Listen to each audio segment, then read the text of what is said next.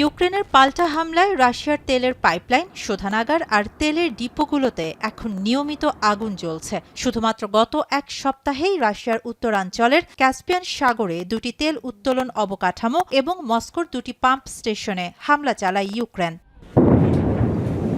ইউক্রেনের টানা হামলায় দৈনিক প্রায় ২০ লাখ ব্যারেল তেল রপ্তানির সক্ষমতা হারিয়েছে ক্রেমলিন, এমনকি ৪০% লভ্যাংশও হারিয়েছে রাশিয়া।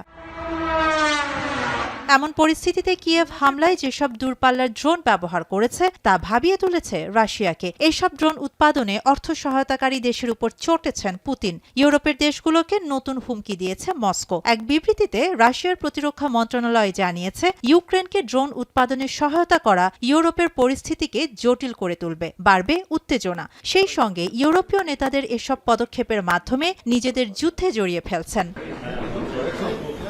সম্প্রতি ইউক্রেনের দূরপাল্লার ড্রোন উৎপাদনে জার্মানি $৩৫৫ মিলিয়ন বিনিয়োগের ঘোষণা দিয়েছে। এর আওতায় রাশিয়ার হামলার জন্য আলাদাভাবে ৫,০০০ মধ্যম পাল্লার ড্রোন উৎপাদন করবে ইউক্রেন। ড্রোন উৎপাদনের জন্য ইউক্রেনের সঙ্গে এই চুক্তি করেছে নরওয়েও। পাশাপাশি সম্মুখ যুদ্ধে কিয়েভকে সমর্থনে প্রায় $৬৬১ মিলিয়ন সহায়তা দিচ্ছে দেশটি। নেদারল্যান্ডস ও বেলজিয়াম প্রায় $৪০০ মিলিয়ন সহায়তা করছে ইউক্রেনের ড্রোন শিল্পে। বিশেষজ্ঞরা বলছেন, রাশিয়ার বিশাল এলাকা পাহারা দেওয়ার মতো পর্যাপ্ত প্রতিরক্ষা ব্যবস্থা তাদের হাতে নেই। তাই ইউক্রেনের সস্তা ড্রোনগুলো অনায়াসেই রাশিয়ার গুরুত্বপূর্ণ জায়গাগুলোতে আঘাত হানছে। শাহানা জাহান, এখন বিশ্ব।